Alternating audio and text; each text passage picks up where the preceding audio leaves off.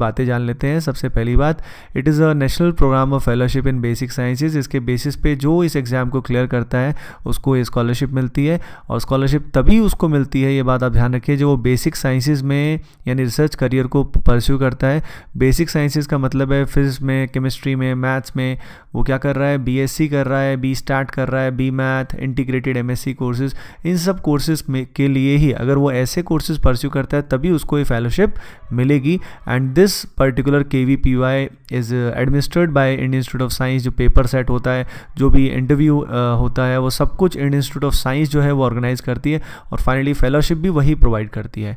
अब now what is the amount of fellowship which a student gets, देखिए इसमें आप डिपेंड करता है। सबसे पहले अगर आप फर्स्ट से लेके थर्ड ईयर ऑफ जो आपकी स्टडी होगी कॉलेज में, उस दौरान आपको मिलेगा मंथली फेलोशिप ऑफ ₹5,000।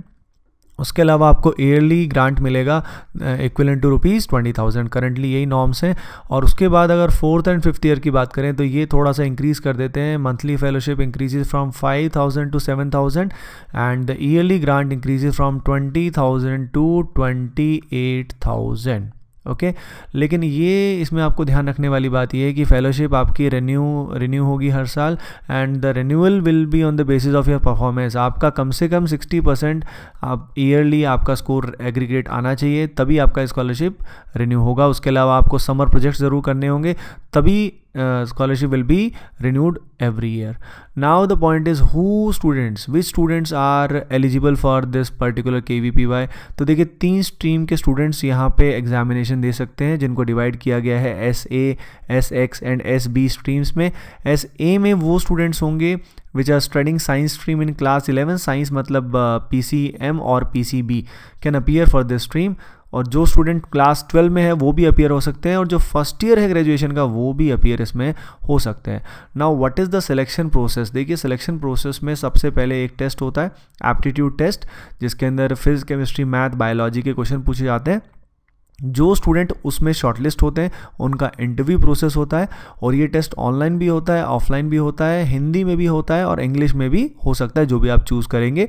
इसके लिए आपको KVPY की जो ऑफिशियल वेबसाइट है उस पर आपको रजिस्टर करना होता है, और इसके जो फॉर्म्स निकलते हैं in general 2nd week of जुलाई में इसके फॉर्म्स निकलते हैं, जिसमें पेपर होता है। एक ही पेपर इसके अंदर होता है, पेपर इज़ ऑफ 3 आवर्स का पेपर होता है, और 3 आवर्स के पेपर में 100 मार्क्स का ओवरऑल पेपर होता है, जिसमें 2 पार्ट्स होते हैं।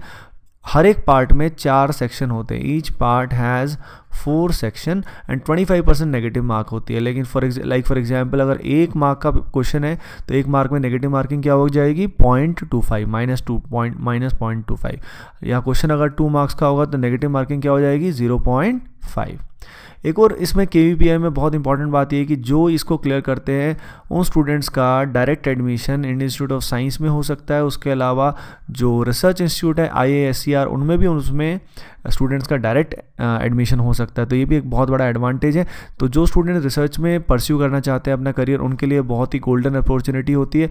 उसके अलावा जो स्टूडेंट KVPY क्लियर करते हैं, ये एक बहुत बड़ी रेपुटेशन की बात भी होती है, क्योंकि बहुत ही कम स्टूडेंट्स इसमें एक्चुअली सेलेक्ट होते हैं। उसके अलावा पेपर में जो मार्क्स का डिस्ट्रीब्यूशन रहता है वो कैसे रहता है, आइए देखते हैं।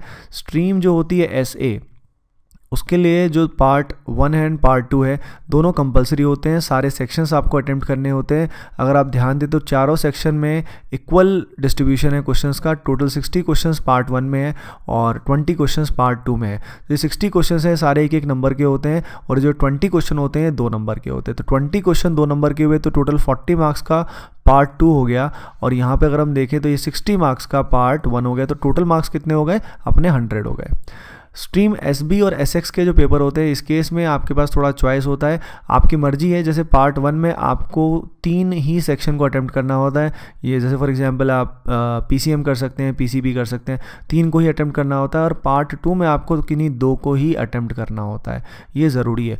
अब हर क्वेश्चन आपका अगेन जैसे 1 मार्क्स का होगा तो 60 मार्क्स का ये हो गया, और ये जो 20 क्वेश्चन है ये 2 नंबर के हुए, यानी टोटल कितना हुआ, 40 मार्क्स। तो टोटल पेपर 100 मार्क्स का हुआ। ओवरऑल अगर कट ऑफ की बात करें तो देखिए इसमें 2 कट ऑफ्स आते हैं। एक तो शुरुआत में कट ऑफ आता है जो रिटर्न का कट ऑफ आता है।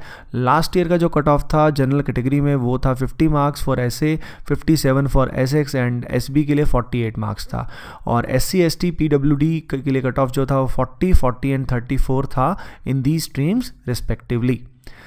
एंड ओवरऑल जो कट ऑफ होता है उसके अंदर जो वेटेज होती है वो 75% मार्क्स होती है एप्टीट्यूड टेस्ट की और 25% वेटेज होती है इंटरव्यू की. So guys overall you have seen that what is KVPY, उसका एलिजिबिलिटी क्या होता है. उसके अलावा जो स्टूडेंट ऐसे स्ट्रीम में होते हैं यानी जो अभी 11th क्लास में उनके 10th में कम से कम 80% स्कोर ज़रूर होना चाहिए एग्रीगेट में मैंने PCM नहीं बोला, एग्रीगेट में 80% उनका होना चाहिए. और जो फर्स्ट ईयर ऑफ ग्रेजुएशन में है उनके 12th क्लास में कम से कम 60% एग्रीगेट में ज़रूर होने चाहिए. तो ईजिली एक स्टूडेंट अचीव कर पाता है. और सिलेक्शन प्रोसेस में आपने देखा it has aptitude test as well as interview which is held in online as well as offline mode as well. Paper के 2 पार्ट होते हैं जिसमें अगर ऐसे स्ट्रीम की हम बात करें तो सारे सेक्शंस कंपलसरी होते हैं, लेकिन SB में पार्ट 1 में आप किन्हीं 3 सेक्शंस को अटेम्प्ट कर सकते हैं और पार्ट 2 में आप 2 सेक्शंस को ही अटेम्प्ट कर सकते हैं. और ओवरऑल कट ऑफ जो होता है it depends on the aptitude test and interview as well. So many of the important links for the KVPY exam are given in the video description. So please guys check that out and I wish you all the best for your bright future. Okay guys, bye bye and take care.